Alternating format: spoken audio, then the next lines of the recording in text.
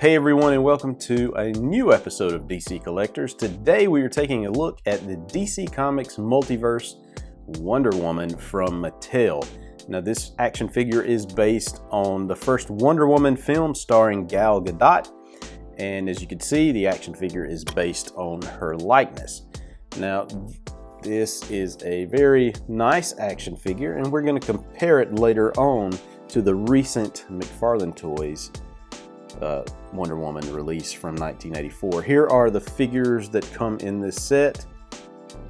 As you can see, Steve Trevor, there's three variations of Wonder Woman and her mama, Queen Hippolyta. And of course, the Build-A-Figure from this is Ares.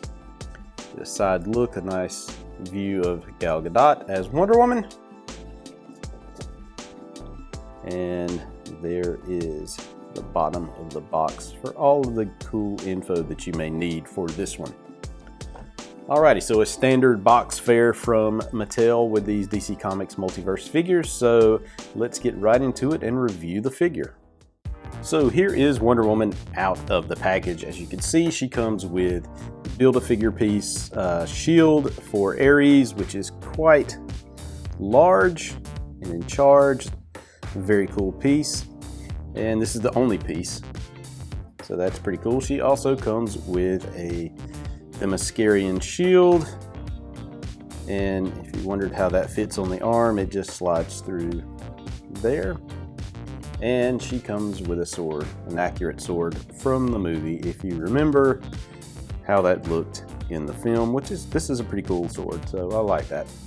Here is the figure itself. You can see, okay, so not the greatest likeness of Gal Gadot. And we will grab the sword here so I can point out some stuff. My figure, if you can see here, has a paint smudge on her face, which is not cool. I've been getting a lot of these Mattel figures with paint smudges lately, so that's not the coolest thing in the world.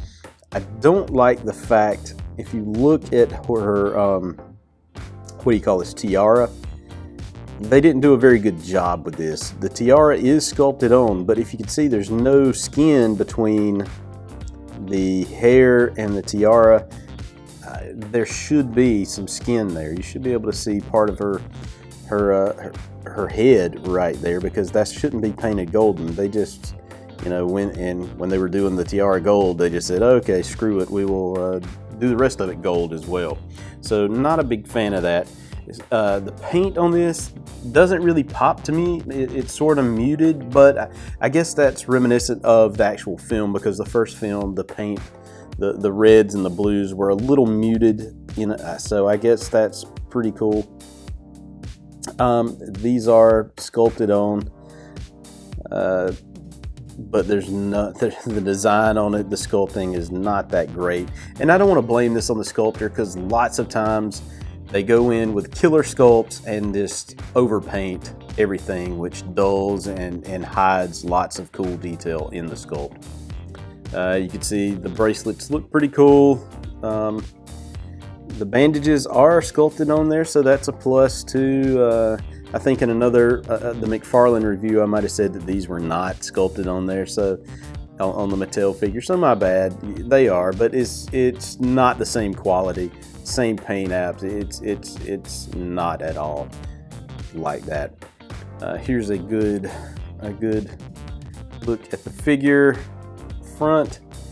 Here she is from the back, and now we'll start to talk about articulation on these. So there's not really much of anything with her head, and it's because of the hair sculpt. I don't know, unless you put real hair on this thing, you're not going to get good mobility with the head on a Wonder Woman figure, because there's not really a good way to sculpt that hair and make it where the head is flexible. All right, so her shoulders, she does have pretty decent range with the shoulders. That's nasty. You can see right there how the plastic's all chipped up, so I don't really care for that. But she does have mobility at the biceps right there. What I'm not really fine with is the range of motion of the elbows. Yes, the elbows can turn around, but if you look at how far they bend, that's it. That's as far as it goes. So there's not that much mobility with the elbows compared to other figures in this scale, this caliber. The wrists turn all the way around. That's about it. No back and forth on those. She can turn at the waist, but now she's got this leather strap here that holds her lasso, and you can put the sword through there as well, and that kind of crimps her ability to move at the waist. She can, wow, that's it. That's as far as she can go there, and it's probably due to the skirt again, just holding it up. She has thigh swivels and turn all the way around. She does have knee joints that bend.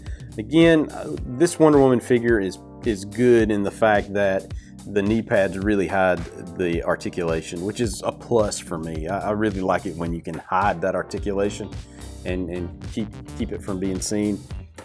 Here you can see that the paint app it's all kind of all over the place, where everything kind of bleeds in together. There's no real line to separate stuff, so that's not very good to me. She has ankles that move up and down, you know, and I'm fine with that. That to me is the perfect, if you're gonna have ankle articulation, that's as far as I want it to go, because those things tend to bend over time and get really ragged. Overall with this figure, I'm okay with it. It will probably fit in line with the rest of the Mattel stuff. Perfect. It's just not, after looking at the McFarlane Toys figure, which I will bring in over here, you can definitely see this is a 6-inch line, this is a 7-inch scale line, and she is a lot taller. We'll take her off the base just to compare apples to apples here. And you can see that the McFarlane Toys figure is above and beyond more massive than this one. Now this one is from the Wonder Woman 1984. This is from the first Wonder Woman film, so the colors on this one are a little bit brighter, and we reviewed this one yesterday. So you can go back and check that video out, and I'll put a link to it up here somewhere or over here, you know. But this one, you know, this figure cost me $19.99. This one you can find much cheaper now in the, you know, bargain bins at $9.99, but original MSRP on this thing was close to 20 bucks. Just right at it, and you get way more bang for your buck with that. So after seeing this is not as impressive as it would have been 5 years ago. This one just takes the cake with how impressive a figure that these things can be. But as far as this one fitting into the DC Multiverse line, she will probably look great beside the Justice League Batman and the Superman and the Aquaman. So can't really complain as long as they stay uniform and true to the style of the figures that they're a part of. So if you like what I'm doing, hit the subscribe button. You can also check out DCCollectors.com each and every day for the latest action figure news and reviews and commentary. And you can find me on Facebook, Twitter, and Instagram at DC Collectors. Peace.